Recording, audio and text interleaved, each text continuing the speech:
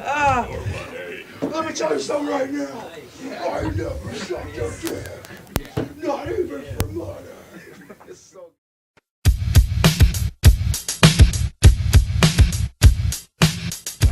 What do you got for me today? This week I have Cataclysm: The Ultimate's Last Stand, issue 5 of 5. So what's going on here? Well, effectively, the 616 Galactus has come to the Ultimate Universe to wreak havoc and feed by eating their Earth. And it's a very different kind of take on Galactus as far as he combines with their Galactus, which is like a Borg swarm, basically. And what I thought was going to happen was end the Ultimate Universe. Well, we've all seen them in characters before. They just get right back in, reborn. The thing is about the Ultimate Universe, everyone dies and stays dead, and they're effectively not great heroes. I mean, their X-Men are always fighting with one another. Their Ultimates can't unite to save themselves. I mean, it's literally a world full of pretty much terrible, awful people who happen to have superpowers. So, this is Galactus coming in, wiping out the Ultimate Universe. What's going to be left? Well, heroes, actually. As far as I could tell, I thought it was going to end, and I got to this issue, and their Earth still stands, actually. Their Ultimates make one last stand to stop Galactus and overpower their Kitty Pryde, or Shadowcat, and she pretty much goes toe-to-toe with Galactus with a giant man pill. She just starts going at him, phasing through and out of him, as their Reed Richards, who is a villain, pretty much gives her the ultimate pep talk. I mean, literally, this was my favorite of the week because of this wonderful, deep speech that he gives to her. And she pretty much remembers the entire Ultimate Universe, everyone who's died, everyone who's still there, everyone that hasn't been there for a long time. And she goes toe-to-toe with Galactus, and they open up a hole into their negative zone, and they send him through with Thor's hammer and all. Sounds like a lot of action. What do I need to know to read this book and follow along? Honestly, if you just pick up The Last Stand issue 1, I'm not a huge Ultimates kind of guy. I wasn't a big Ultimate Comics kind of guy until I started reading it, and I didn't know much about them, honestly, and I got into it almost instantly. I picked up this and the Ultimates X-Men Cataclysm and Ultimates Cataclysm, and honestly, reading those couple issues, I got completely into the whole thing. So, should I pick up this or just wait till they come out with the new ones come out? You know, I think reading this is a good way to start into the Ultimates universe. You pretty much see them. So good jumping on It's point. a good jumping on point, starting from the first issue. So, Bendis, famous name, everybody knows him. Tell me, who's doing the art? Mark Bagley. I love Mark Bagley's art. One of the reasons I picked it up, I'm, of course, a big Brian Michael Bendis fan.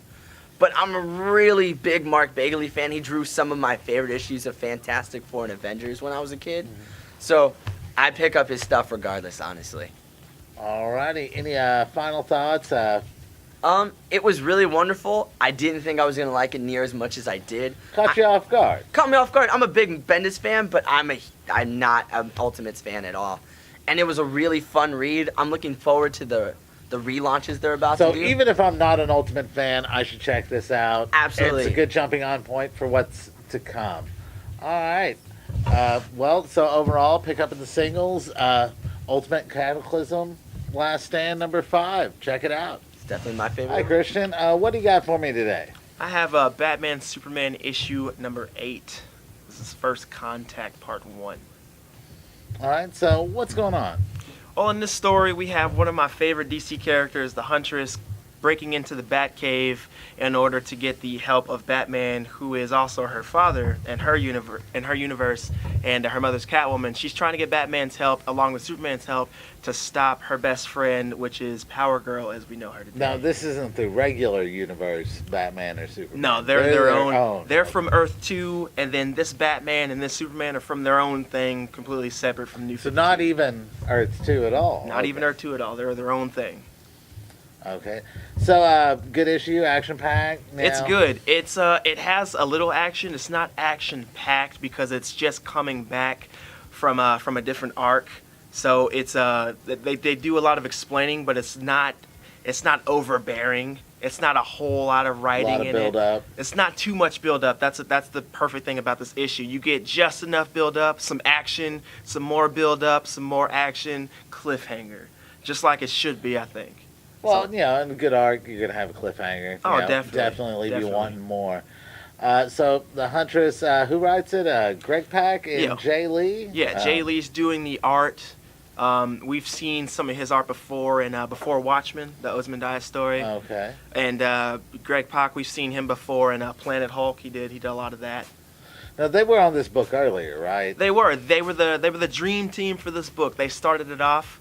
And you're excited to see them back. I take it. When I Yeah. saw this cover, I knew it was going down this week. I had to pick it up, had to read it, and it was totally worth it.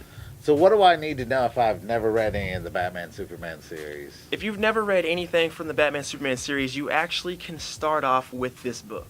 It's a Okay, great jumping excellent. off point. I would recommend personally that you read at least the first 3 issues from their story arc. With the first 3 issues, you have everything you need to know about the characters to know what's going on in the story. But like I said, you don't have to read that. That's just my Now, personal opinion. if I'm a Batman fan or a Superman Mm-hmm. fan, but not a fan of the other, why should I read this book? I think you should do it because with the Superman fans, you get Superman being Superman. You get Clark being Clark. And that's something that they're like, I'm not the biggest Superman fan in the world, but every time I read a Superman book that is good, you have the perfect balance between Clark and Superman. And that's what I like about the character's dynamic. I really love that. And for Batman, you kind of just get him being Batman. You get him being Batman, you get Bruce, you get him being the detective in this, which is really great. And you get the characters arguing with each other a lot. You get Clark saying to himself that Batman thinks things out too much. You know, he's being too much of the detective and not Batman. And then you have Batman saying that Clark or Superman rushes into things trying to save people without thinking things through. And you see both of them, they're right and they're wrong. A lot of the times, and that's why their relationship is such a dynamic thing. Okay, excellent. What are you looking forward to out of this book? I'm looking forward to, for me personally, I'm looking forward to some more action. I'm looking forward to seeing the Huntress, because that is, like I said, one of my favorite DC characters. I'm looking forward to Superman telling Batman that he's wrong and being right, and I'm looking forward to Batman telling Superman he's wrong and being right as well. Definitely some new stuff, seeing them go at it like that, I suppose. You don't really get that in your traditional books. You don't as much. You get it a little bit, but with the Justice League, there's like 5 other people that you got to use so much. So with this, you just get them going back and forth, and it's not too much. Nobody ever sounds like they're whining. Nobody ever sounds like this person is completely right. They're both right. So if you're not a Superman fan, like I said, Batman's right. But if you're not a Batman fan, you definitely see Superman being right as well. So it's totally worth it. There's always shades of gray. Definitely. With Batman, always. All right. Well, Batman Superman number 8, First Contact Part 1. Check it out. Pick it up. All right, Jesse, what do you got for me today? All right, today I got Deadly Class number 2. And it's written by Rick Remender and drawn by Wes Craig. All right. What else have they done? Rick Remender's done so many things, but recently he was on Uncanny Avengers, and God, a So plethora of titles. he's done a lot of the big boys. What about Yeah. this Craig guy?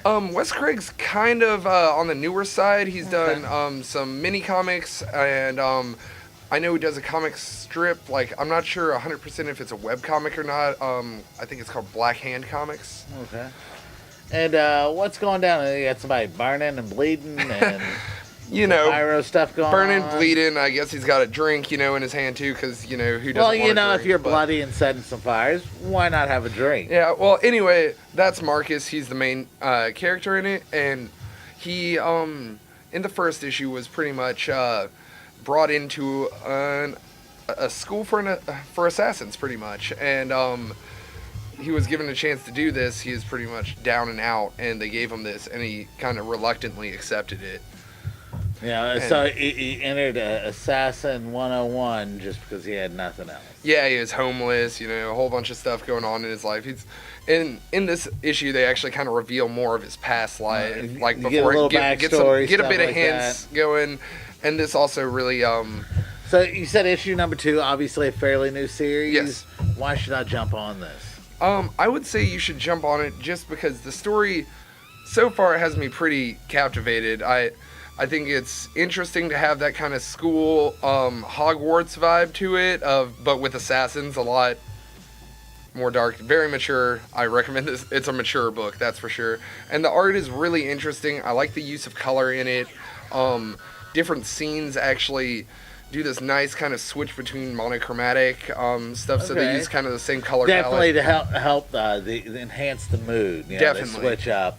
All right, so has it been a pretty action, Um, or more intrigue, espionage type? The first one was, I'd say about 50-50, and this one has a bit more story going into it, but that being said, there's still a good amount of action in it. So, why am I going to jump ship over from Marvel or DC to check out this weird little indie book? Because, I mean, honestly, after a while, seeing superheroes beat each other up all day, or supervillains in that case, sometimes you want to read something that's a bit closer to an No ongoing... tights, no capes. No tights, no capes, and also, I mean, this is a bit closer to reading something that could be considered a novel, but in a serial format. Okay. So is it all about this main guy's life, or is there a greater plot going on? So far, it's mainly focused around him, and he's meeting kind of the cast of characters around the school. Okay. Right now, it's kind of gives hints at the backstories, and actually what looks to be the first villain, or the main villain of this arc or whatever, kind of is revealed in this. So can I pick it's- up this issue if I can't find number one and be okay, know what's going on? Yeah, you'd definitely be able to pick it up. This issue has actually been pretty hard to find. I'm pretty sure, actually, Comic City 2 just sold out, and hopefully we'll get another run of it in soon. You know, sometimes they do the reprints in there. Well, anything I need to know if I get my hands on a copy? Other than saying it is a mature title, so I wouldn't give this to your kid. Not safe for work. Yeah, not safe for work. Bloody, kind of vulgar. There's Tell your 6-year-old go back to the Grand Theft Auto. yeah, you know, because doing that whole thing's better for him. Yeah. All right. Any last thoughts? Other than this is a great title, and I think it's really worth picking up. And I hope to see more from this title in the near future. All right, Deadly Class number 2. It's a 350 book by Image. Rick Remender, check it out if you can find it.